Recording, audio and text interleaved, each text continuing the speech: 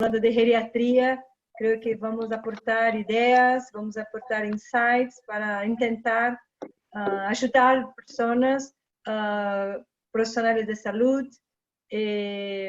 con eso desarrollar los paliativos para los ancianos. Entonces les presento, yo soy Melise junto con Claudia Burlá, que en este momento está en otro meeting, no puede estar presente. Además, Daniela Azevedo, Paula estará acá con nosotros, Sara también estará ya con nosotros, Jair, Julio César y Katia Echegaray.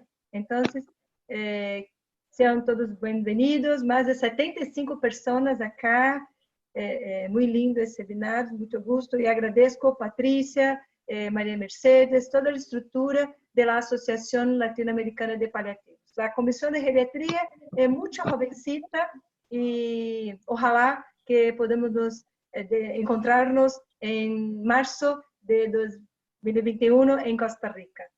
Agora, me gostaria de chamar, então, Sara Levi para começar a falar um pouquinho de los retos, de desafíos de geriatría en pandemia de COVID-19. Bueno, buenas tardes a todos, es un placer estar acá compartiendo esta instancia con ustedes y bueno, como dice Annelise, hace poco que estamos, no nos conocemos personalmente más que a través del chat y de las webinars, así que bueno, es un placer comenzar con esta primera actividad de la Comisión de Geriatría de la ALSP. Vamos a hablar entonces de los retos de la geriatría. A ver, yo me puedo correr un poquito. A ver. De los retos de la geriatría en tiempos de COVID. Y vamos a comenzar la primera parte con este tema de la pandemia, ¿no? La pandemia nos ha generado cambios a todos en distintas edades y particularmente a las personas mayores que son frágiles y especialmente vulnerables a esta infección, a esta pandemia.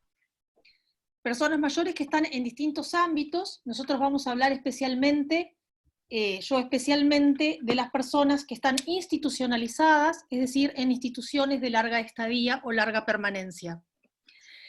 Como vemos en esta imagen, muchas veces estas personas hacían varias actividades, eran ayudadas y cuidadas de una forma muy particular por el personal que allí existe, que trabaja, y sin embargo, en el momento actual, con COVID-19, estas actividades habituales son impensables. Y han tenido que modificarse y cambiar. Vemos acá, también en esta imagen, distintas personas mayores, la población de personas mayores es muy heterogénea, y vemos personas que son muy autoválidas, independientes, hasta personas con alta dependencia funcional. En general, las personas que viven en instituciones de larga estadía tienen algún grado de dependencia funcional para las actividades básicas de la vida diaria, y a ellas especialmente nos vamos a dirigir.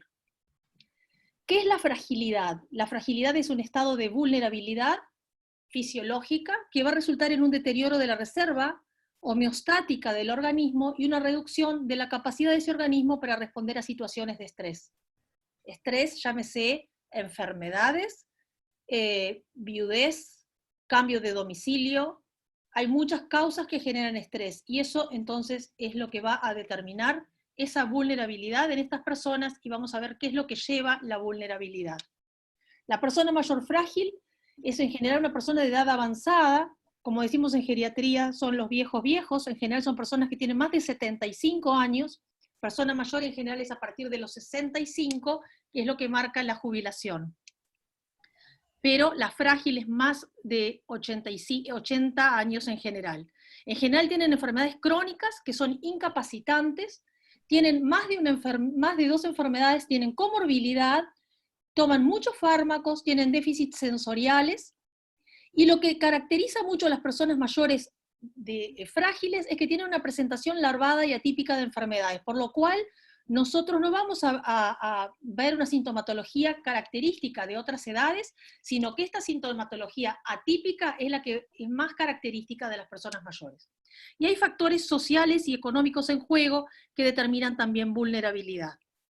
esta fragilidad tiene un elevado riesgo de que esta persona mayor pierda su autonomía y sufra complicaciones en ese estado de salud y lleve por esa pérdida de autonomía a ser institucionalizada. Vemos acá entonces, en este gráfico, cómo la persona va perdiendo desde la edad de 65 y más años su capacidad funcional, siendo primero, como veíamos en las primeras imágenes, una persona muy independiente, hasta ir perdiendo en forma progresiva su capacidad funcional, pudiendo llegar a estar con una dependencia funcional total. Básicamente, en donde dice capacidad funcional disminuida y pérdida considerable de la capacidad funcional, esas son las personas mayores que vamos a ver habitualmente institucionalizadas. Y los geriatras nos hemos especializado básicamente para la atención específica de estas personas, que son las que se van a beneficiar mucho del cuidado de los geriatras, y más de los cuidados de los geriatras que estamos especializados en cuidados paliativos, porque vamos a tener una visión específica y particular de esta población. Las instituciones de larga estadía en tiempos de COVID. Hay distintos centros, instituciones de larga estadía. Los centros sociosanitarios son centros muchas veces grandes, de muchas camas, pueden tener 200 camas. La imagen de arriba es donde yo trabajo, el Hospital Piñeiro del Campo, y esta institución tiene más de 200 camas, con distintas unidades de atención. Depende del Ministerio de Salud. Entonces tenemos equipos interdisciplinarios, no solo médicos geriatras, sino también distintos integrantes del equipo de salud interdisciplinario, psicólogos, enfermería, trabajadoras sociales, terapeuta ocupacional y demás. Sin embargo, hay también residencias de personas mayores, aquí también en otros países, obviamente, de Latinoamérica, no es exclusivo de nuestro país, que son residencias que pueden ser públicas, pero en su gran mayoría son privadas, que tienen una dirección técnica de un médico geriatra y contratan muchas veces, o tienen en forma dependiente, servicio de enfermería y trabajo social y psicología. Equipos interdisciplinarios, pero en general, por lo menos en nuestro país, esas residencias que tienen un director técnico, los usuarios que viven allí, las personas mayores, dependen de un médico que de un prestador de salud, o sea, un médico que está en alguno de los prestadores de salud de esas personas, por lo cual la dirección técnica de esa residencia no va específicamente a poder hacer el tratamiento médico, digamos, en cuanto a lo farmacológico, hablando desde el punto de vista farmacológico, de esos residentes, pero va a actuar e interactuar con los médicos tratantes del sistema de salud que los asiste. Esta imagen me parece muy importante, este tipo de ejes de actuación en las instituciones de larga estadía. Esto es del Frente Nacional de Fortalecimiento de las Instituciones de larga permanencia para añosos de Brasilia, y es muy reciente, a partir del COVID, y me parece muy importante y muy interesante, porque ante las personas que trabajamos en las instituciones de larga estadía, lo importante es realizar un diagnóstico de situación, primero, de situación de esa institución. ¿Qué características tiene la institución? Si es pública y privada, cuántas camas tiene, cuál es el personal que tiene, y hacer un diagnóstico de situación también de los usuarios, de las personas que viven allí, qué características tienen, en cuanto a comorbilidades y en cuanto básicamente a la dependencia funcional. Después es muy importante, y vamos al eje 2, el contacto con la familia. COVID ha traído muchos cambios en las instituciones de larga estadía, y las personas que allí viven eran visitadas habitualmente por los familiares. En el momento actual se ha cerrado la visita de las familias a los residentes que viven allí. Y esto ha hecho que tengamos que trabajar mucho para que esos familiares puedan comprender que si la enfermedad entra a una institución de larga estadía, va a entrar en el momento por cualquiera de las personas que allí están viviendo, porque tampoco se permite hoy en día salir a ninguna persona residente de la institución a menos que tenga un requerimiento específico de control de su salud en su prestador. Entonces, actualmente en nuestro país, por el COVID-19, están prohibidas las entradas de familiares, con algunas excepciones que vamos a ver más adelante. Después es muy importante los cuidados integrales de las personas en el eje 3, y entonces los geriatras realizamos una valoración geriátrica integral, evaluando distintos aspectos de las personas mayores, y entonces los cuidados integrales son cuidados que no solamente ven el área biológica, sino también los aspectos emocionales, sociales, psicológicos, psicoemocionales y los funcionales de la persona mayor. Es decir, los aspectos de cuán dependiente es esa persona, porque eso nos va a dar la pauta de qué actividades puede realizar y qué tratamientos vamos a realizar nosotros, sobre todo de confort en las últimas fases de la dependencia, ¿sí? Lo que estamos viendo actualmente como un problema es que se han descuidado mucho porque no entran a las instituciones de larga estadía más que las personas que realmente requieren en forma específica para la atención de esas personas. Es decir, no entran fisioterapeutas en el momento actual, no entran médicos a menos que sea necesario, más que el director técnico, pero no los otros médicos, y no entran terapeutas ocupacionales ni ninguno de otros técnicos que realizan actividades recreativas y de estimulación cognitiva. Entonces, eso ha sido un problema actualmente. Entonces, estamos viendo cómo ayudarlos a que puedan estar mejor en esta situación. Hemos prevenido el contagio, en parte por no entrada de familiares, y una cantidad de cosas que muchas ya se hacen en otras instituciones, desde tapetes que tienen hipoclorito, el cambio del personal previo a la entrada, el cambio de zapatos, el acercamiento menor a los residentes, el uso de máscaras y equipos de protección personal en caso que la persona esté enferma de COVID. En el momento actual, en las instituciones donde yo trabajo no hay ningún enfermo de COVID, por lo cual el mayor problema que estamos asistiendo es las necesidades de otros aspectos psicoafectivos, sociales, de interacción con los familiares, sobre todo en instituciones a veces públicas. En las privadas, con las tecnologías, el chat y demás, y las videollamadas, esto se puede lograr. También para prevenir el contagio, la inmunización con la vacuna antigripal y la antineumocóxica, que ya era norma en las instituciones de larga estadía. También es importante la detección precoz. Como nosotros vimos, es frecuente síntomas atípicos. Entonces no esperemos que una persona mayor tenga fiebre. Puede no tener fiebre, pueden tener confusión, se puede caer, puede estar más decaído, no querer alimentarse, y eso va a determinar que nosotros podamos estar atentos a que pueda tener COVID esa persona. Aislamiento de sintomáticos, aquí no voy a seguir porque es similar y vamos a ir un poco más adelante avanzando para que nos dé el tiempo. ¿Qué es importante en las instituciones de larga estadía en tiempos de COVID? Tener en cuenta, como tenemos en paliativo, pero sobre todo en las personas mayores, que muchas veces se subestima lo que pueden pensar, lo que pueden sentir, y pueden muchas veces infantilizarse y llamarlos abuelos.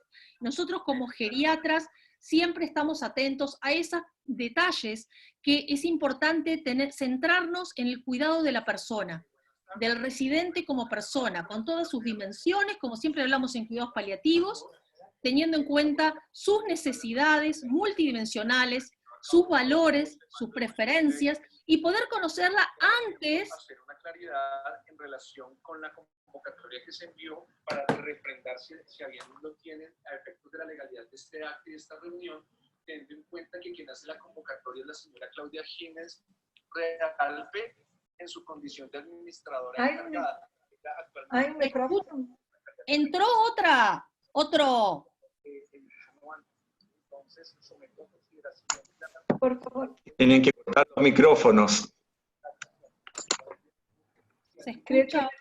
Puedes cerrar a todos.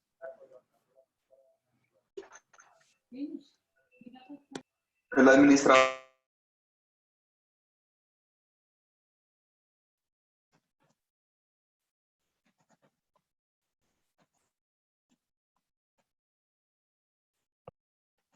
¿Se está escuchando? ¿Sigo? Sí. Bueno, entonces, Es importante tener en cuenta esto, y en los geriatras, como venimos trabajando en equipo interdisciplinario con esos residentes, es importante que vayamos evaluando sus necesidades, sus valores y preferencias, incluso previo a haber aparecido esta pandemia en los países respectivos. Si no lo hicimos, es importante igual conversar con ellos y empoderarlos para ver qué es lo que ellos sienten, qué piensan, y en caso de estar en situaciones avanzadas, ver qué decisiones se toman en base a su voluntad, y ver si hay documentos de voluntades anticipadas y poder planificar para ello los cuidados anticipados de estas personas. Es importante no tomar decisiones solo por la edad cronológica. Es decir, si una persona tiene 75 años, pero no tiene comorbilidad, no es una persona con una fragilidad muy importante, muy avanzada, no necesariamente se le va a negar determinados tratamientos por el hecho de la edad. Las instituciones de larga estadía, entonces, en tiempos de COVID, deben apuntar a el buen tratamiento, la buena comunicación, el saber qué es lo que pasa con cada uno de los residentes, y en caso que una persona que vive allí se afecte por COVID-19, hay que, si tiene una dependencia funcional importante, que nosotros hacemos algunas escalas para evaluar el grado de dependencia funcional y el valorar la fragilidad de esa persona, si presenta COVID y decidimos que por ese grado de fragilidad no va a ser ingresado a un hospital de agudos, vamos a hacer una adecuación de las medidas de tratamiento con el objetivo de confort. Esa persona va a tener que quedar aislada en una habitación, y si no hay habitación individual, se la separará en una zona, porque hay instituciones que no tienen habitaciones individuales, y se la separará, y se va a apuntar a los objetivos básicamente del control de los síntomas, que básicamente en el COVID van a ser la disnea, el delirium, a veces la fiebre, que se puede ver, y a veces no tienen fiebre, como decimos, las personas muy mayores. El soporte emocional y espiritual, la comunicación con la familia va a ser muy importante, y en etapas muy avanzadas, si bien a la familia no se le permite entrar en condiciones de no COVID, si vemos que la persona está en una fase avanzada y próximo al fallecimiento, se permite entrar a la persona, al familiar, a un familiar, con todo el equipo de protección personal, a despedirse de su familiar. Vamos a sedarlo cuando hay algún síntoma refractario, y siempre cuando hablamos de sedación es importante que la persona mayor no sea el familiar el que indique, el que pida la sedación, aunque a veces la pidan. No es la demanda lo que va a implicar nuestra indicación como tratamiento. Bueno, básicamente eso. Muchas gracias. Gracias, Sara. Agora, para não perder nosso precioso tempo, vou pedir que Jair empiece, e al final hacemos perguntas. Podem escrever no chat para que al fin nosotros podemos debater algo, las dudas.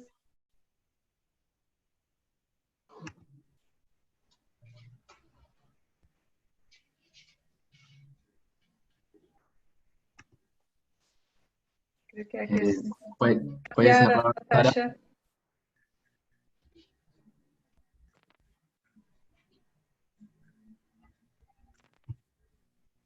Creo que... A ver. Ya lo tengo.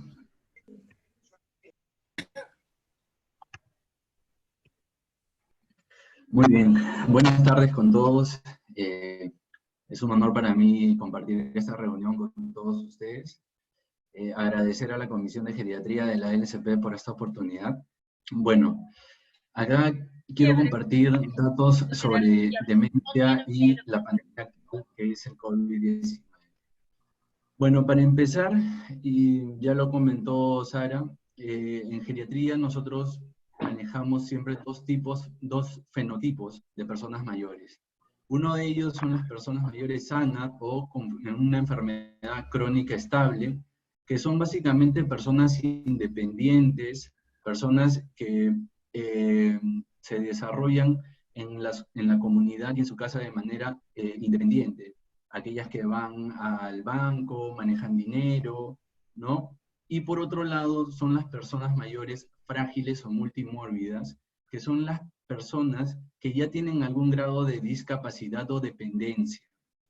Estas personas frágiles, como sabemos, el síndrome de fragilidad viene caracterizado por una disfunción neuroendocrina, ¿no? Con un estado proinflamatorio, con aumento de interleuquinas y una disminución de la inmunidad humoral, la cual va a hacer que estas personas tengan un riesgo mayor a infecciones y a ocasionar esta mayor mortalidad, y obviamente estas personas frágiles van a ser mucho más vulnerables.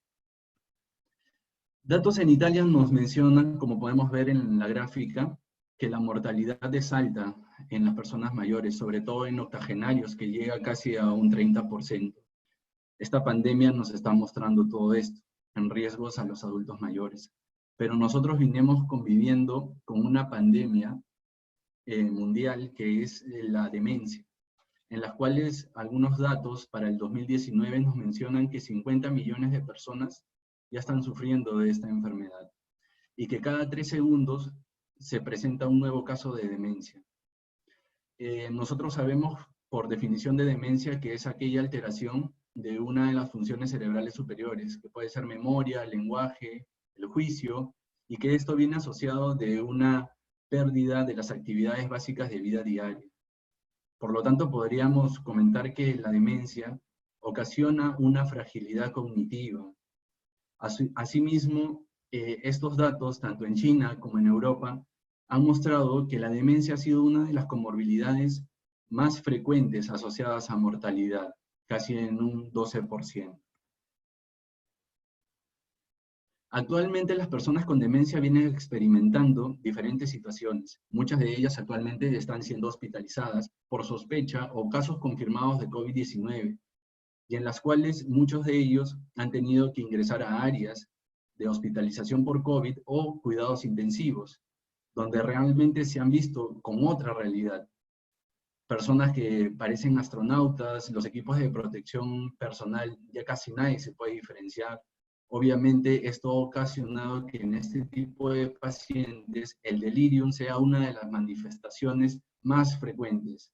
Además de esto, la infección grave por COVID-19 genera muchos síntomas somáticos. Entonces la fiebre, el malestar general, el dolor han sido otros síntomas de los que se han presentado en este tipo de pacientes.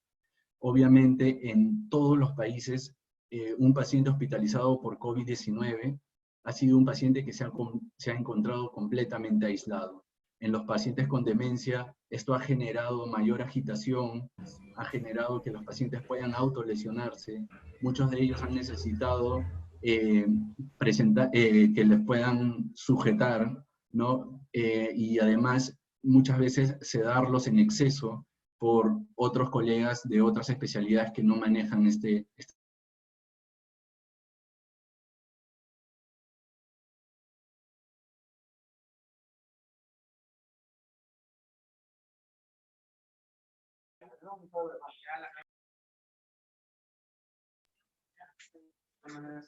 Se quedan allá. Ya no las hacen. Ya hasta...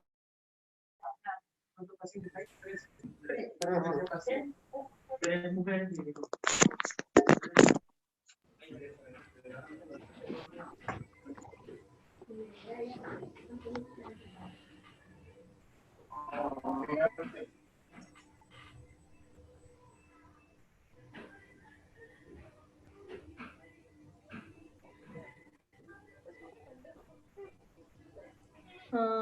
Jair, creo que nosotros no te escuchamos.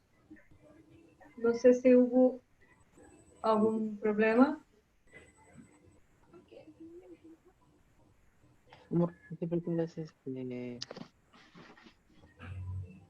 ¿Duranito? No, pues no quiero. Sí, no se escucha, tal vez cambiar. Creo que Paola... Hola. Hola. ¿Quieren que yo arranque? Sí. ¿Sí?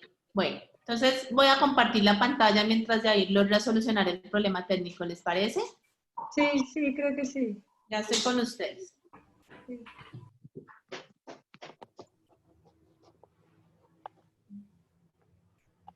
Espérenme un segundo, que es que no encuentro... Por um problema técnico, vamos a cambiar a ordem. Agora a doutora Paola.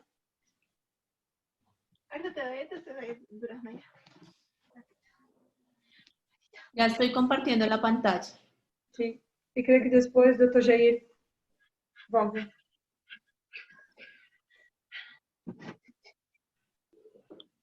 ¿Me confirman si sí la tienen y la pueden ver y me están escuchando y viendo bien? Sí. Ok, perfecto. Entonces, buenas tardes para todos. Desde aquí, desde Colombia, los saludo y obviamente feliz de estar acá con toda la parte geriátrica. Y les vamos a hablar hoy de un tema que es muy controvertido, pero que está muy en boga hoy en día, que es el tema de cuál es el impacto de la enfermedad crónica para definir la toma de decisiones en pacientes, sobre todo lo que es el tema de soporte ventilatorio en pacientes con COVID-19.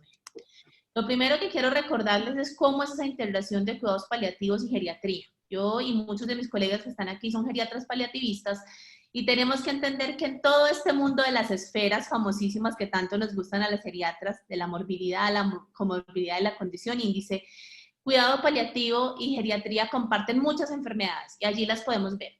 Y si hacemos un análisis de todo lo que la literatura hoy en día, que es montones, nos ha mostrado sobre COVID-19, los factores de riesgo más importantes, además de la edad, nos han mencionado la hipertensión, el EPOC, la falla cardíaca, el cáncer, y casi que podríamos chulearlos todos y cada uno de los que vemos continuamente en cuidados paliativos. Así que en ese punto de la situación, podríamos decir que hoy por hoy la COVID-19 se nos vuelve a los geriatras paliativistas una condición índice, en la cual necesitamos tener una absoluta claridad para tomar decisiones adecuadas para nuestros pacientes y también algo que está sucediendo y es muy importante es que nos tenemos que volver el apoyo para aquellas especialidades como medicina interna, neurología, cuidado intensivo, urgenciología, que hoy en día se tienen que enfrentar a tener que decir, por ejemplo, no voy a soportar, voy a dar un soporte ventilatorio a este paciente y qué voy a hacer con este paciente si no va a soporte ventilatorio, va a fallecer, porque a diferencia de nosotros, digamos que su condición de estar tan cercanos a la muerte no es del día a día, como si nos pasa a nosotros,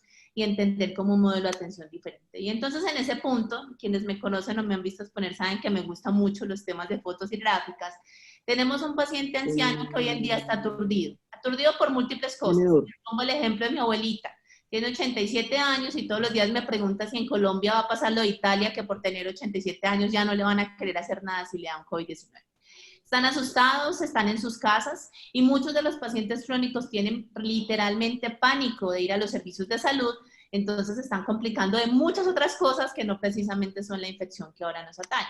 Entonces, ¿de qué veníamos? Veníamos de, no el paraíso, pero de tener unos pacientes más o menos controlados en hogares de ancianos, en centros ambulatorios, en unidades de cuidado paliativo, haciendo uso de una serie de recursos de manera adecuada, a pasar a tener que decir con esos recursos que tenemos, ¿qué va a pasar si se complican estos pacientes? Y digamos que en ese oasis del desierto el soporte ventilatorio se vuelve ese punto donde tenemos que definir si llevaríamos o no a nuestros pacientes de cuidados paliativos a este tipo de soporte. Y muchos dirán, ¿de qué estará hablando la doctora Paola? Pues claramente si el paciente ya está definido en paliación, pues tal vez no sea la mejor opción. Y tienen razón.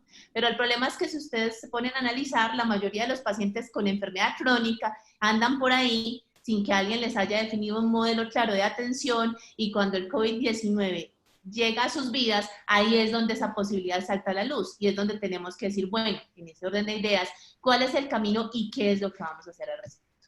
Cuando entonces hablamos de toma de decisiones, y vuelvo y digo, si algo nos ha mostrado la literatura hoy en día, es que cada uno podría sentarse y pensar un minuto, pensar en cuántos webinars ha estado en el último mes, cuántos artículos han llegado sobre COVID-19 o cuántos chats tienen en este momento activos en sus lugares de trabajo donde les dan información cada 5 minutos y donde pareciera que lo que nos dijeron ayer ya no es hoy y que tal vez mañana nos van a decir otra cosa. Entonces, en ese orden de ideas, desde el punto de vista de los cuidados paliativos geriátricos, el llamado es a organizarnos. y a tener claro porque en cada uno de nuestros países están pasando cosas diferentes. Les hablo, por ejemplo, Italia y España ya pasaron por cosas muy difíciles y específicamente les podría decir que en Colombia, específicamente en mi región y en mi hospital, todavía no estamos teniendo 50 pacientes en el servicio de urgencias, pero definitivamente sí nos estamos preparando para si tuviésemos 50 pacientes en el servicio de urgencias.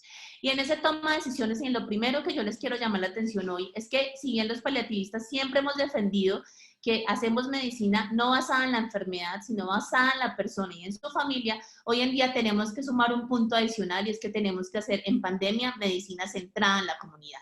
Porque ahorita no solamente necesitamos beneficiar a nuestros pacientes y a sus familias, sino que además necesitamos beneficiar al medio y estar seguros que los recursos que tenemos en caso de una escasez y una limitación extrema van a ser asignados de la mejor manera, pero ojo, nunca abandonar, porque el tema de los que trabajamos en cuidado paliativo es que nunca abandonamos a nadie y todo el mundo tiene derecho a ser cuidado. Entonces, en esa toma de decisiones, ¿en qué panorama nos podríamos mover? Claro, nos podríamos mover entendiendo que cada país está pasando por una situación diferente. Primero, tenemos una serie de recursos que entran en salud. Creo que en toda Latinoamérica sabemos que no tenemos recursos limitados en general para muchas cosas. Quisiéramos tener más gente en cuidados paliativos, quisiéramos tener más gente en unidades de cuidado paliativo, en atención domiciliaria, pero pues no tenemos el ideal. Pero esto pasa de recursos limitados a que pudiésemos tener una escasez de recursos extremos, donde pudiésemos tener en un hospital 25 ventiladores para 100 casos de COVID-19 en un mismo día, y en donde claramente tendríamos que tener una ruta trazada de atención y no esperar a tener esos pacientes allá afuera, sino tener claramente una ruta definida, unos modelos de atención definidos, para que cuando eso pase, salgamos lo mejor posible librados de esta situación. Y entonces aquí viene una cosa que es fundamental, que es el concepto de planificación anticipada.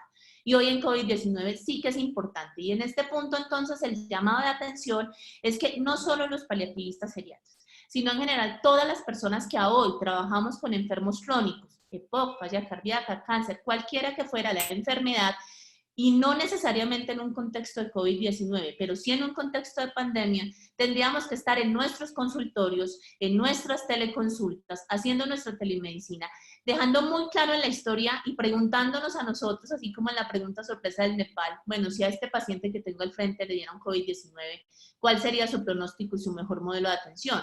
Y además tener en cuenta y preguntarle al paciente, en caso de una infección de este tipo, ¿qué quisiera, cuáles son sus deseos y qué piensa de un soporte ventilatorio mecánico? Eso es muy importante, porque hasta donde vamos acá, ya tenemos 2 pacientes que tenemos claramente que no van a ir a un soporte ventilatorio en caso de una infección. Uno, los pacientes que nosotros ya en unidades de cuidado paliativo teníamos previamente definidos, no a la luz de la urgencia, sino a la luz de la realidad de su pronóstico, que por COVID-19 o por ninguna otra enfermedad, infecciones o cualquier otra cosa, irían a un soporte ventilatorio avanzado. No quiere decir esto que no los fuéramos a tratar, solo que ventilarlo, soportarlo, entubarlo orotraqueal no es la opción de ese paciente.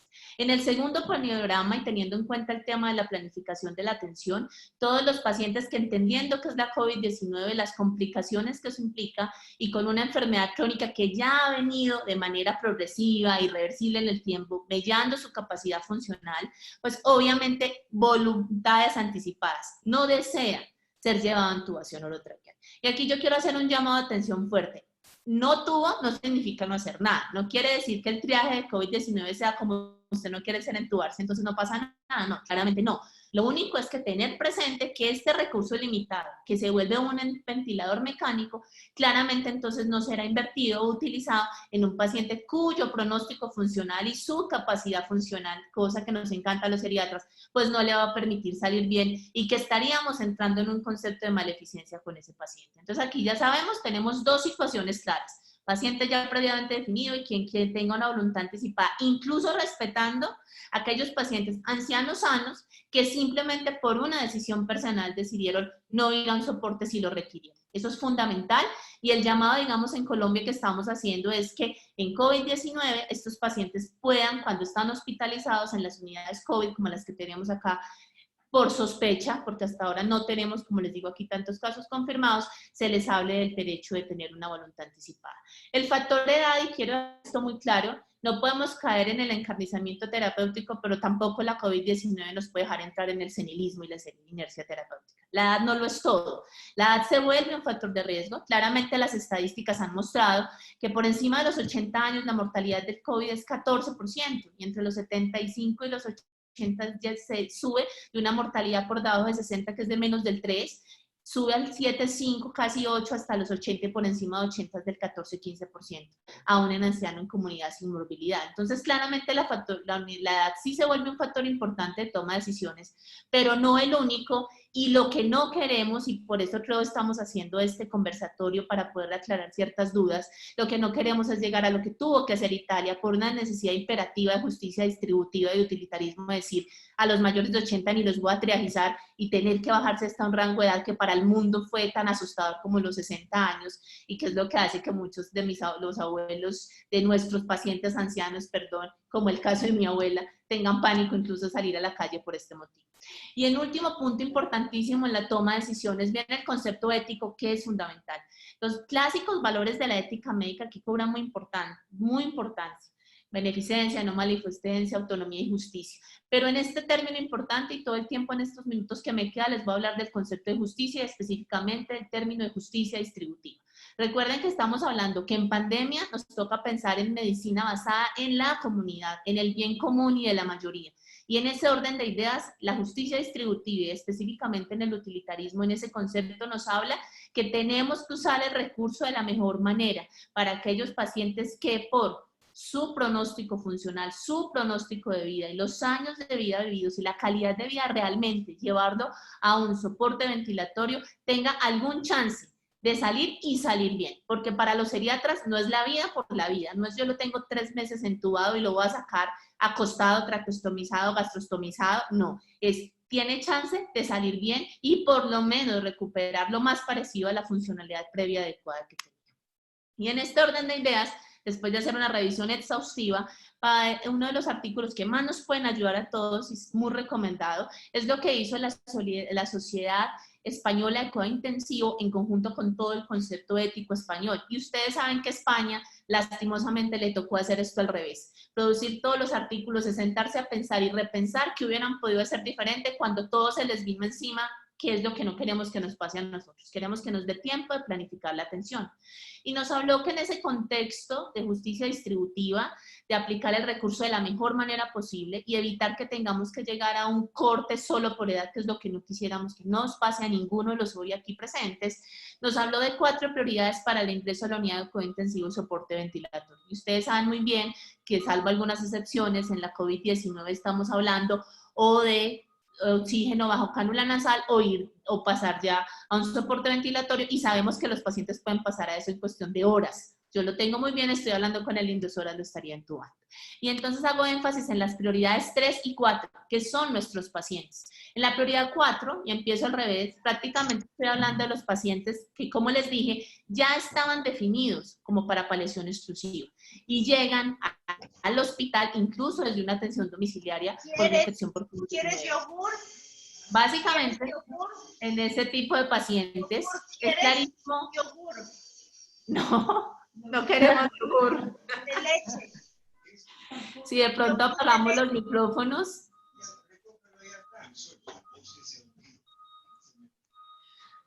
Bueno, entonces está clarísimo que en esos pacientes no tendrían ningún beneficio porque es improbable que salieran después de ir a un soporte ventilatorio, estaríamos haciendo un uso inadecuado del recurso, estaríamos incurriendo en futilidad médica y en mala práctica además.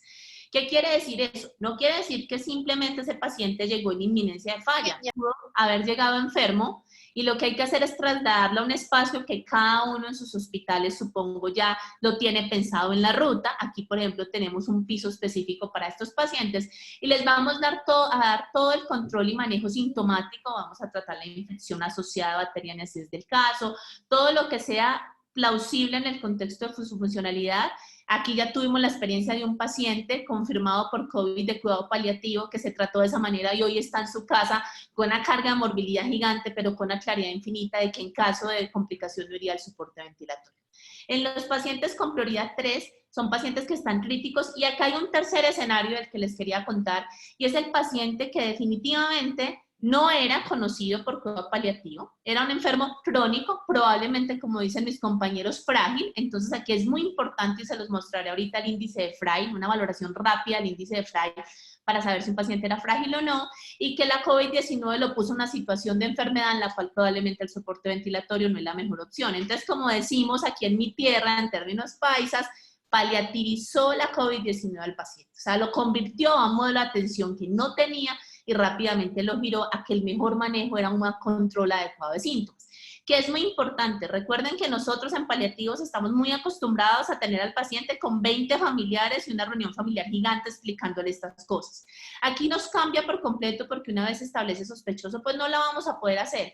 Pero no olvidemos que en estos dos pacientes, si bien los vamos a tener aislados, pues lo más importante es que los tengamos a la familia, medios tecnológicos, llamadas, telemedicina, teleasistencia, o salir a otro lugar y poder no podemos reunir a la familia obviamente, pero por vías virtuales sí, porque no podemos perder la esencia de lo que nos hace en paliativo toda esa compasión, humanidad, y no podemos simplemente que después el paciente falleció, se complicó y solo le avisamos a la familia eso. No, necesitamos buscar los recursos para que la atención a la que estamos acostumbrados se pueda seguir dando.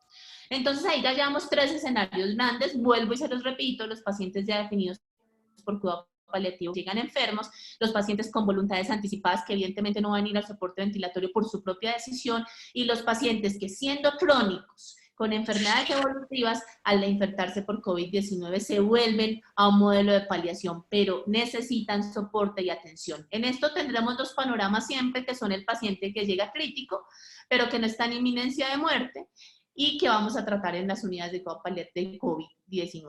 Y los pacientes que llegan ya en falla respiratoria, que van a ir a un proceso de sedación paliativa. Proceso de sedación paliativa que rápidamente les recuerdo, debe ser bajo un modelo especial, ojalá en bombas de infusión, donde tengamos la menor exposición de nuestro personal, no la clásica sedación que tenemos en bolos, en códigos lila, vuelvo y digo, donde tenemos muchas personas en la habitación, pero sí un llamado de atención a que los pacientes no mueran solos, que tengan por lo menos un acompañante previo, firma un consentimiento informado, y que por medios tecnológicos podamos seguir haciendo ese acompañamiento que siempre hemos hecho, y con ese concepto del grupo multidisciplinario en paliativo que ahorita se nos cambia un poquito, que somos muchas pantallas al mismo tiempo, pero lo importante es que estemos y que podamos colaborar. Esta gráfica a mí me encanta, es española y resume como todo lo que les estoy diciendo, y yo quiero hacer énfasis en esto. Básicamente, cómo definir ese paciente de prioridad 3, porque es que el de prioridad 4 ya estaba definido. El de prioridad 3 es muy importante, entonces los criterios que hemos decidido utilizar en el modelo del hospital y en lo que hemos visto es definir criterios NEPAL, sobre todo para pacientes en general que no eran conocidos, pueden ser hacer una valoración rápida de fragilidad, la escala Frail, y hacer una valoración geriátrica multidimensional abreviada, más una escala de calidad de vida y una escala SOFA para pronóstico. Todos estos ítems, lo que hacemos son ítems rápidos, porque todos sabemos que en un servicio de urgencias, pues difícilmente vamos a hacer una valoración geriátrica multidimensional en COVID-19, esto sería un impensable, y además tenemos que tener en cuenta que necesitamos hacer un proceso educativo gigante para que nuestros compañeros urgenciólogos sean capaces de hacer esto de manera rápida, porque es un proceso de tamización. Vuelvo y digo, esto es en el panorama en el que afuera tenemos 50 pacientes y adentro tenemos 20 ventiladores, y tenemos que saber repartir el recurso y ajustarnos a la realidad que se nos está imponiendo. Ojalá no nos pasara, pero definitivamente podemos llegar allí, y es una ruta que tenemos que tener preparada. En esta ruta, en sus hospitales, lo más importante es que tengan definido quién va a tener a cargo esta toma de decisiones, qué personal entrenado los va a apoyar.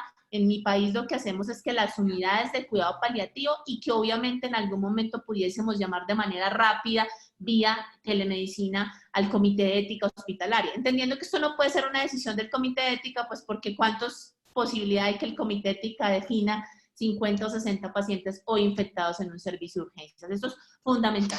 En la prioridad 4, claramente, lo más importante, y vuelvo y digo, es el control de síntomas, jamás abandonar, siempre estar presentes y tener en cuenta que nuestros pacientes ancianos pueden tener chance, aún las estadísticas son desfavorables, pero pueden tener chance de que con un adecuado manejo sintomático puedan salir. Y algo muy importante en prioridad 4 y prioridad 3 que se los quiero decir, es que recuerden que si bien la COVID-19 nos puso en un escenario de toma de decisiones donde tenemos que hacer este tipo de análisis de manera rápida y hacer unas rutas en nuestros hospitales, en general esto es lo que debería hacer la medicina. En general, en cualquier contexto, una neumonía aspirativa, un infarto agudo del miocardio, cualquier shock cardiogénico, hipovolémico, lo que ustedes consideren, tendríamos en ancianos comórbidos con enfermedad crónica que hacer este ejercicio. Entonces, básicamente la COVID-19 lo que viene es a decirnos, a recordarnos lo que todos tendríamos que estar haciendo. Y todos los que trabajamos con enfermos crónicos, no solo los paliativistas, siempre tendríamos que haber hablado de voluntades anticipadas de pronóstico y hacer planificación anticipada de la atención.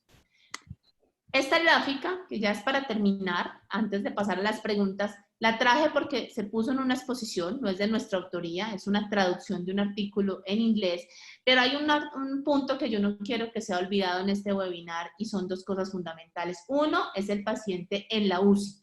Si bien aquí hablamos de recuperación post-UCI, yo quiero hablar del cuarto escenario que me faltaba y es el paciente que llegó bien, que tuvo indicación de en su falla respiratoria recibir un soporte ventilatorio, ir a la unidad de cuidado intensivo, pero cuya evolución en el tiempo, valorando las mismas escalas, la evolución en el tiempo, qué fue pasando con el paciente, su compromiso multiorgánico, consumió su reserva, se vuelve de cuidado paliativo y obliga a que en la unidad de cuidado intensivo por COVID-19 haya una reorientación del esfuerzo terapéutico en la unidad, porque son pacientes que ya cuando consumieron su reserva funcional también deben entrar en un modelo de paliación en un momento determinado. Entonces, dentro de la ruta de los hospitales, cuidado paliativo debe soportar lo que esté pasando en la unidad de cuidado intensivo con los pacientes COVID-19 y también con sus familias, porque recuerden que en la UCI, no porque lo quieran así, pero se genera un sufrimiento intenso generalmente porque hay que apartar a las familias en muchos sentidos de sus familiares y ahora en COVID-19 más y estas familias están sufriendo y necesitan que no las abandonemos y que tengamos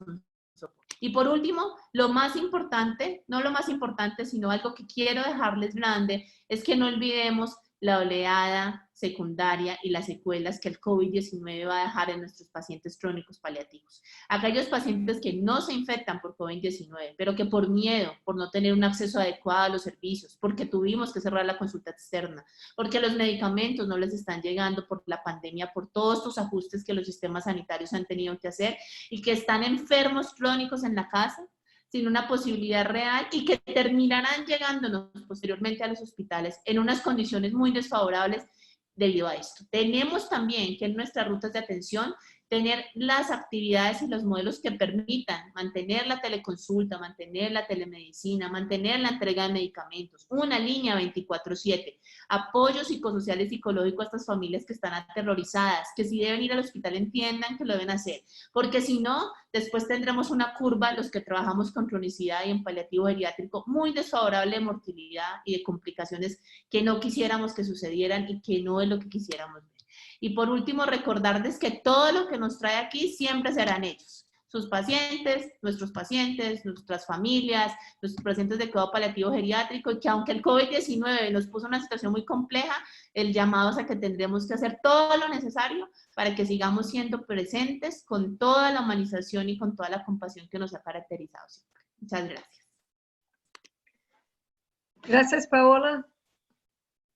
Muy linda su presentación, de Sara también. No sé si Jair puede intentar poner su pantalla y así vamos a las preguntas en fin.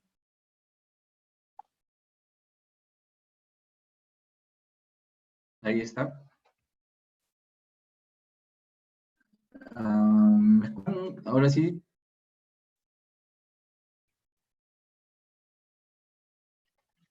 Muy bien, bueno, mil disculpas realmente por el tema de la señal. Realmente no sé qué sucedió, pero bueno, acá estamos nuevamente. Solo para recapitular rápidamente, habíamos comentado sobre los fenotipos en geriatría, ¿no? Básicamente dos, las personas sanas y las personas frágiles, que eran básicamente las personas que tenían mayor mortalidad, ¿no? Y lo otro que habíamos comentado era sobre la pandemia con la que estamos conviviendo ya hace muchos años, que era la demencia, ¿no? Con datos altísimos y casos nuevos cada 3 segundos. Creo que me quedé en esta gráfica. Las personas con demencia, como había mencionado, se encuentran actualmente en diferentes situaciones.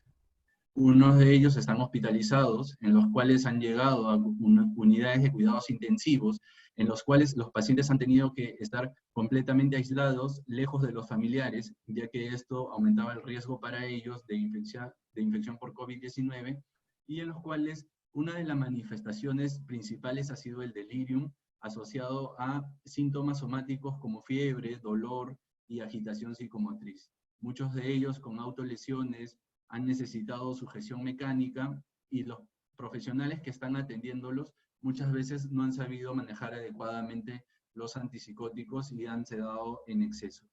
Por otro lado, en las casas, estos pacientes no han podido comprender del todo la situación actual. Ha habido un cambio en la rutina, los pacientes ya no han podido acudir al soporte que tenían en una situación normal en las clínicas de día o hospital de día, donde hacían terapias cognitivas conductuales, terapias en grupo, las cuales ayudaban muchas veces a estabilizar los síntomas, sobre todo conductuales. El declinamiento y el deterioro de los problemas cognitivos ha aumentado, ¿no?, con este confinamiento.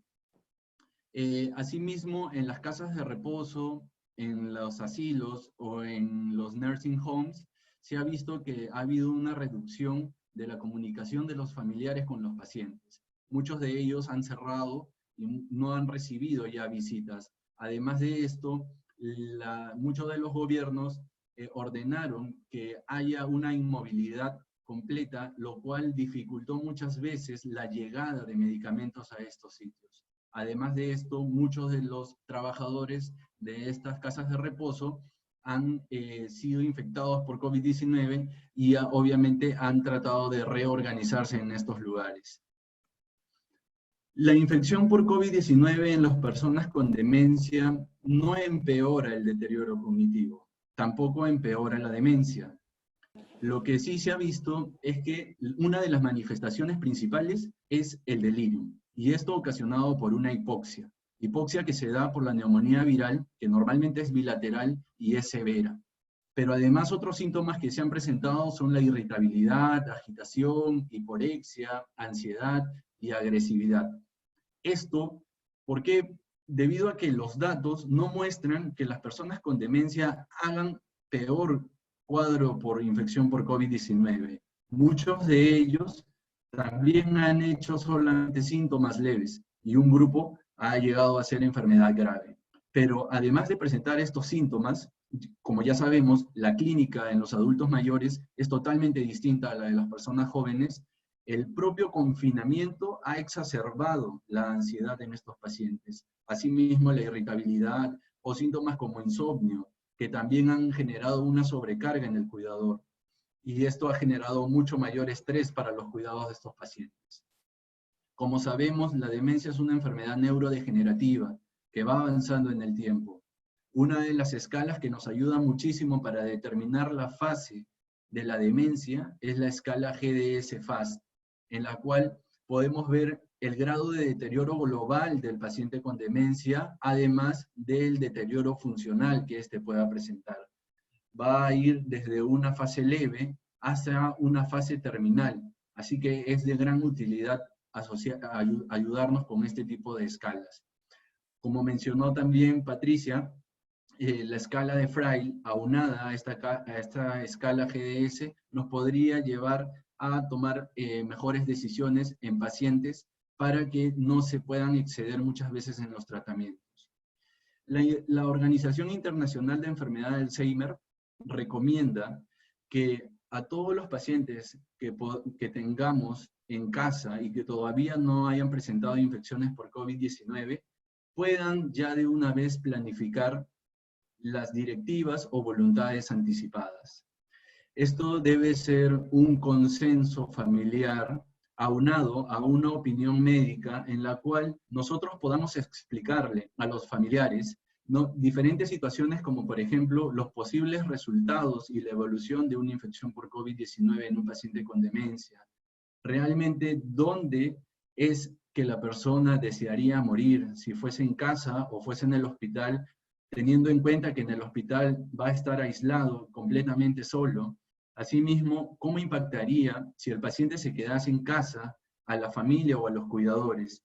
¿Tienen estos cuidadores los equipos de protección personal como para manejar a un paciente? Recordemos que estos pacientes, si llegasen a evolucionar en una forma grave, van a ser pacientes que van a presentar como síntoma principal la disnea, ¿no? Y esto muchas veces es muy traumático para los familiares y también es de muy difícil manejo en casa. La persona ha querido tener una directiva de no resucitación cardiopulmonar previamente conversado, y cuáles son realmente los deseos que si es que alguna vez se conversó antes de que llegase a tener esa enfermedad, de los cuidados que él quisiera al final de la vida. Todo esto debe ser un tema de conversación previamente a que se pueda dar esta infección por COVID-19, ya que probablemente tengamos que convivir con este virus durante varios meses. Sin embargo, ya en otras realidades, como por ejemplo la asiática y la europea, muchos de los equipos de salud, dentro de los cuales se han formado equipos multidisciplinarios, han comenzado a dar soporte a los cuidadores para mejorar la atención a los pacientes con demencia. Entonces han creado grupos en los cuales han generado autoayuda para reducción del estrés, ya dado que se ha visto que la sobrecarga de cuidador y el estrés de cuidador ha venido en aumento, ¿no? Asimismo, ejercicios de relajación y meditación han sido enviados por medios electrónicos, por WhatsApp, por Facebook, para poder estos cuidadores o los familiares mismos adoptar estas nuevas medidas para que puedan manejar mejor a estos pacientes con demencias. Un call center que funciona 24/7 para poder ayudar a los familiares o cuidadores en el tema de control de síntomas como insomnio, ansiedad o agresividad, tratando de cambiar o dosificar mejor ciertas dosis de los pacientes, también han venido adaptándose. Asimismo, todo esto también lo han trasladado a las casas de reposo, asilos, nursing homes, dando soporte y consejería psicológica para que ellos puedan manejar este tipo de pacientes. Recordemos que muchas veces las casas de reposo no son sitios tan adecuados como para manejar este tipo de pacientes. En ese sentido, han tratado de ayudar para tratar de diferenciar áreas para manejar a pacientes con infección por COVID, tratando de aislarlos y tratando de darle el mayor conocimiento para que puedan tratarlos de la mejor manera. Asimismo, la Asociación Internacional de Enfermedad para Alzheimer recomendó que los pacientes que se encuentran tanto en las áreas de hospitalización y en las casas de reposo, mantener siempre el contacto con el familiar mediante videollamadas, ¿no? Asimismo, tratar siempre de adoptar en casa, los pacientes con demencia, un adecuado lavado de manos, el uso de mascarillas, tratar de hacer rutinas de ejercicio para que estos pacientes no pierdan funcionalidad y no se fragilicen con el tiempo. Dietas adecuadas, rutinas que puedan hacerlas con los mismos familiares o con los cuidadores, y evitar leer noticias que puedan ser muy impactantes y le puedan originar daño a este tipo de pacientes. Por otro lado, también la asociación recomienda tácticas atemorizantes, ¿no? Evitar molestarse con cualquier síntoma que pueda presentar el paciente o que pueda exacerbarse, y asimismo evitar las siestas no programadas para que no puedan tener luego problemas de insomnio en casa y no puedan, esto generar mayor problema a los cuidadores y a los familiares. Muy bien, eso es lo que quería comentarles acerca de la demencia en pacientes en la actual pandemia por COVID-19. Realmente es un tema que ha sido muy interesante y creo que nosotros, la gran mayoría, tenemos pacientes que vienen ya con deterioro cognitivo y con demencia, y creo que es un momento ahorita oportuno para comenzar a aplicar estas recomendaciones que nos han dado. Muchas gracias. Gracias, Jair. Muchas gracias a todos que están nos viendo y creo que hay una participación muy grande en chat. Hay muchas preguntas y voy a intentar poner uno o dos o una para cada, no sé si Sara, Paola y Jair. Entonces voy a empezar por la última, Jair, y así después Paola y Sara. La primera creo que se trata de la directiva antecipada, ¿no? Cuando hablamos de demencia, es muy difícil hablar muchas veces sobre las preferencias. Yo creo que en la geriatría eso es una premisa. Desde la primera consulta en la demencia leve, por ejemplo, en consultorio. Pero para otras personas, incluso otros médicos, otras especialidades, hablar de directivas antecipadas no es muy fácil. Por lo menos acá en Brasil, eso hay una percepción. No, yo pienso que una de las preguntas que creo que es un resumen de todo sería así. Una vez que el familiar que decide en qué momento sería más adecuado esta charla. El fin en un momento de crisis, de la descompensación o no. ¿Me escucha? Sí, sí. Gracias, Annelies, por la pregunta. Definitivamente, el momento ideal para tener la charla es ya desde ahora. Yo creo que deberíamos de implementar ya consultas virtuales, ¿no? Para justamente tratar ya los pacientes que nosotros conocemos, y es importante la confianza que tenga el médico con el paciente y con la familia, para poder tocar estos temas. Son temas sumamente complicados y muchas veces lo que optamos es justamente por no tocarlos. Muchas veces evitamos el comentar acerca de estos temas sobre cuidados paliativos y muchas veces perdemos la oportunidad.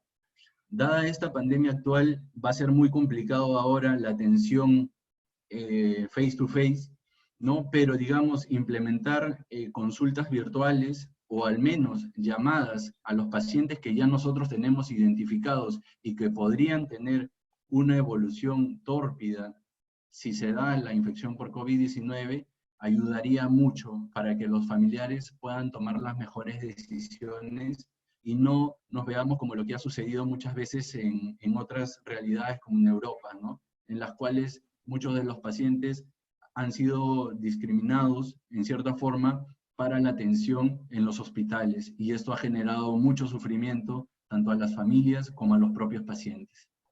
Sí, sí. Muchas gracias. Hay otras preguntas. Creo que la demencia es una enfermedad que nos da una oportunidad muy grande para hablar. Si pensamos que la demencia hoy, nosotros podemos cuidar de alguien con 15 años, ¿no? Al tiempo, entonces creo que no es la pandemia, podríamos hablar de eso a mucho tiempo.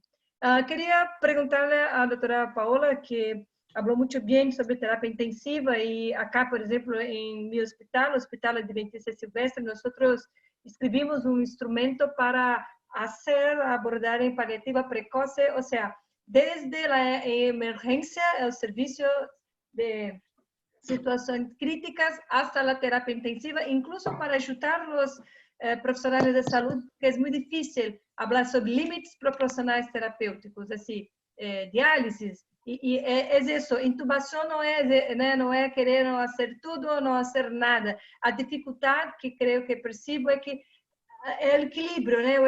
O caminho del meio, puede ser más, no menos. Então, te pregunto, Paola, acá mucha gente preguntando sobre control de síntomas. Delirium, por ejemplo, que puede acontecer en terapia intensiva, en hospital o incluso en casas de reposo, ¿no? ¿Cómo sería un delirium como una emergencia médica?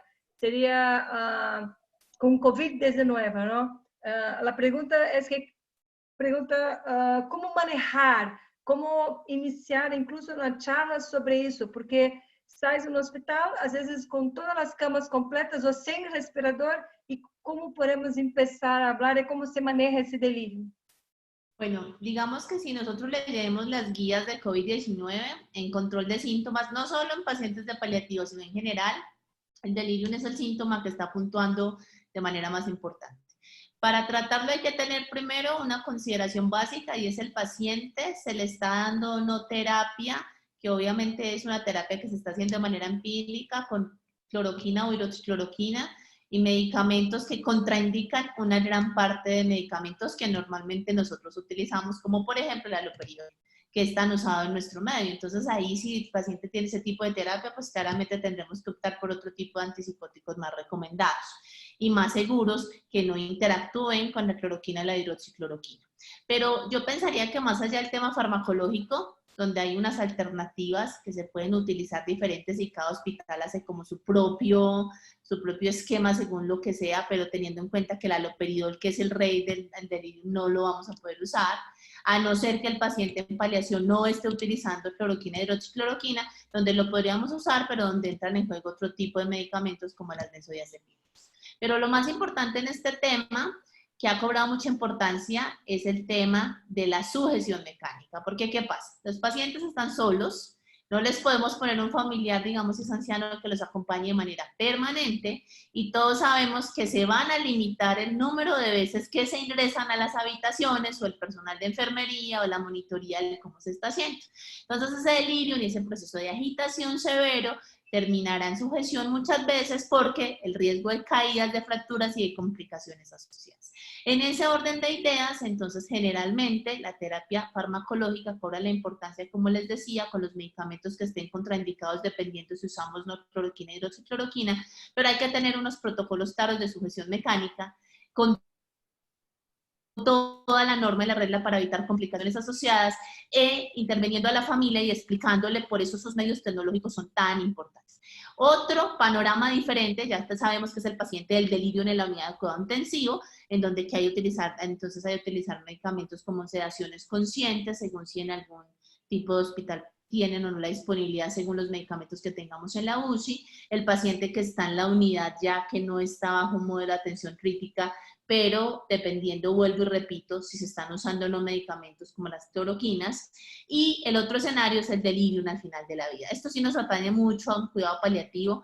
Hoy en día en COVID-19 es la principal causa de sedación, incluso más que la misma falla respiratoria, porque está descrito en la literatura en COVID-19 que la falla respiratoria que se ve y el comportamiento es muy diferente. La disnea que vemos en COVID es distinto a la disnea de origen tumoral, es muy larvada, es muy distinto de cómo evoluciona la falla, como vemos en otro tipo de enfermedades, pero el delirium al final de la vida sí es supremamente severo y allí, en ese escenario, las benzodiazepinas cobran absolutamente toda la importancia y vienen los procesos de sedación paliativa en el contexto de delirium persistente y obviamente con disnea severa, con disnea asociada a una inminencia de falla respiratoria. Creo que si entendí bien la pregunta, más allá de lo farmacológico, lo muy importante es planificarnos hacia nosotros, los profesionales que vamos a atender a estos pacientes, de que es una realidad inminente y entonces la principal arma que tenemos es que quienes manejamos más delirio en la institución, como por ejemplo los geriatras o los paliativistas, que ya traemos una carga, una experiencia, que ya conocemos las indicaciones, las contraindicaciones y que esto es habitual, entrenemos, eduquemos a esos médicos de primera línea, nuestros médicos generales y nuestros médicos en el servicio de urgencias, urgenciólogos y otros especialistas como los internistas que han tenido tanto que ver y que si bien también manejan el tema, de pronto no es tan frecuente como que lo vean tanto como si lo vemos nosotros. Y en ese tema educativo estar preparados, porque siempre que uno piensa en COVID-19 se le aparece en la cabeza un soporte ventilatorio. Pero se nos olvida que hoy por hoy todas las series de casos demuestran cómo el delirium puntúa en todos los sentidos. Y todas las medidas antidelirios que hemos tenido, pero obviamente teniendo en cuenta que el panorama de la sujeción mecánica aparece de manera obligada y que también aparece el tema institucional de tomar la decisión de permitir acompañamiento a estos pacientes. Entendemos todo el tema epidemiológico, entendemos los riesgos que esto puede entender, entendemos que estamos en pandemia, pero hay que tomar decisiones con respecto a si con un consentimiento informado adecuado estos pacientes pueden tener por lo menos compañía en ciertas horas del día y a las horas en que más sabemos. Y obviamente medicarlos siempre, o sea, hay que medicar a estos pacientes eligiendo el medicamento, pues este no es el fin de la charla, pero eligiendo el medicamento según los medicamentos asociados y el tipo de manejo que tengamos con ellos.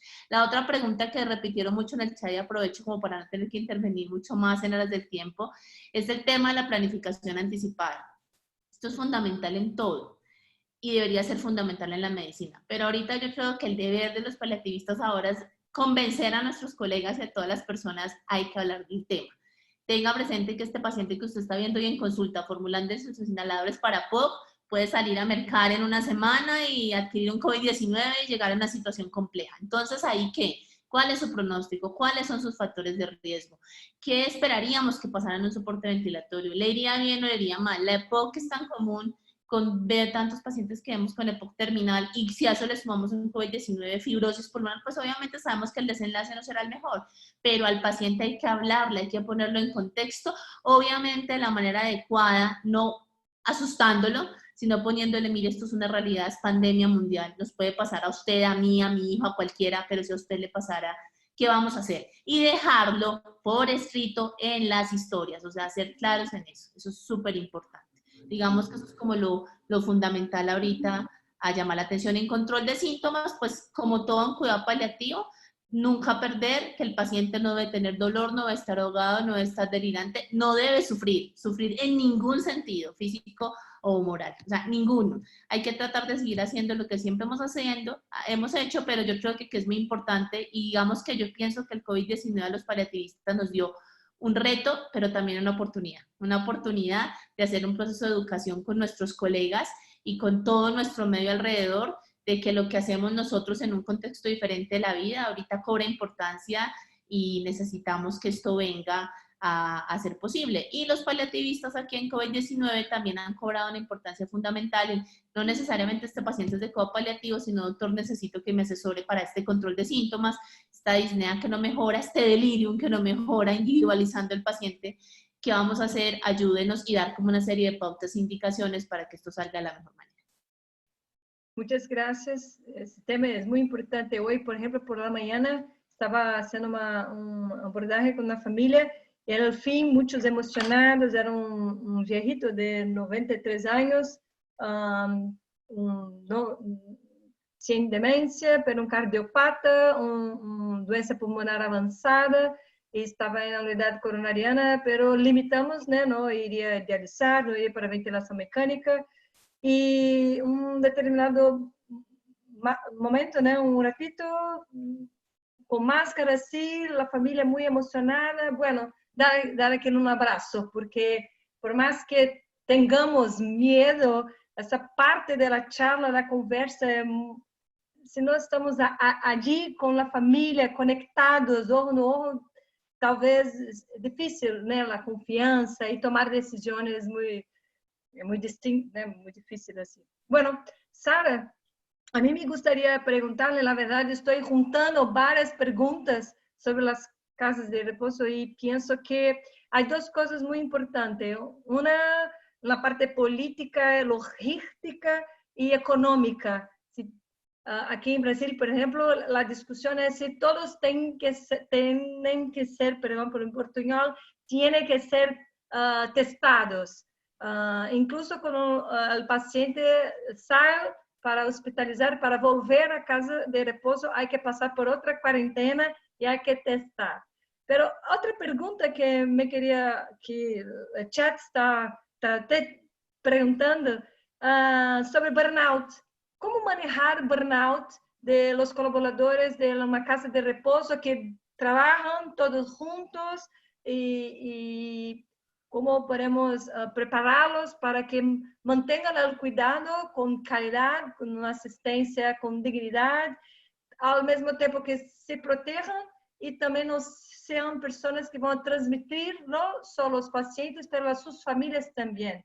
Creo que son personas muy vulnerables, los profesionales de las casas de reposo y con alto nivel de burnout. Tal cual hospital, sí, pero tu tema es casas de reposo y cómo tú piensas que podemos manejar el burnout de los colaboradores de la casa de reposo.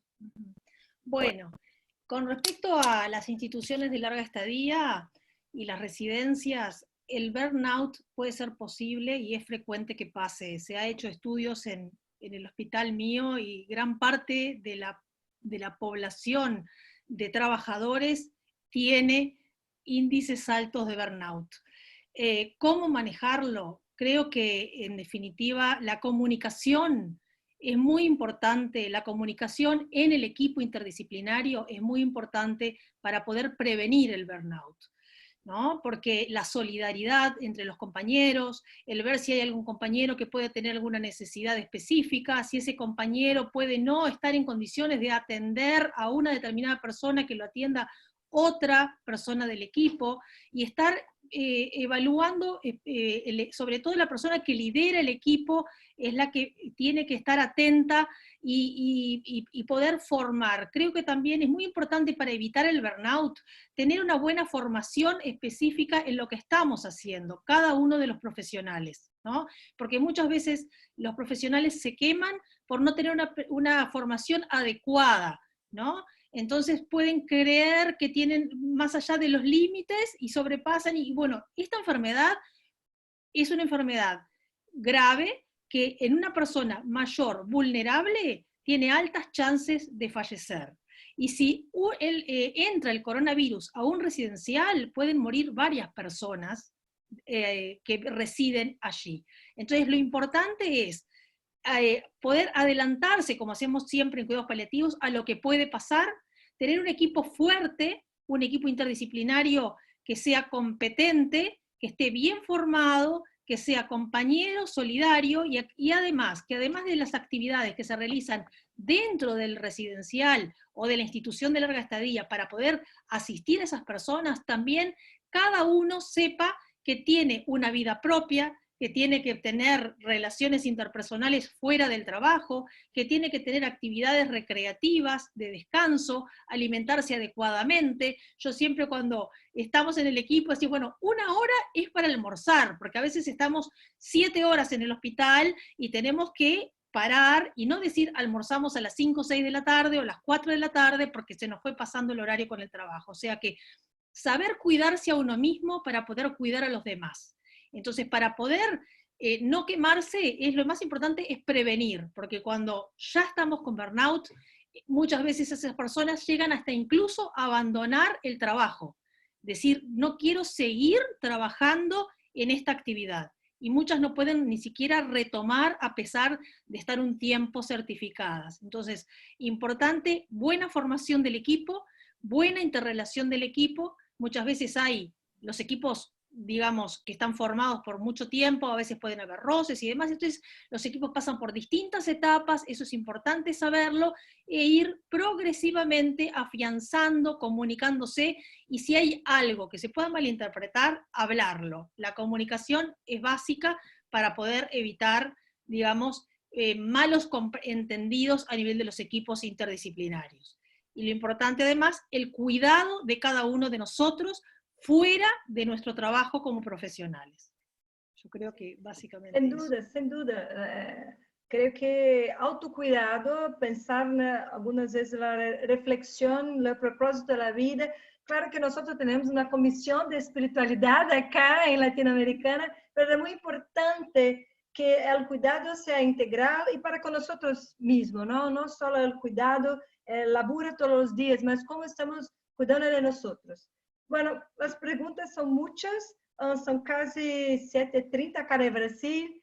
La Comisión de Geriatría está totalmente disponible por email, de correo electrónico para continuar a contestar las preguntas.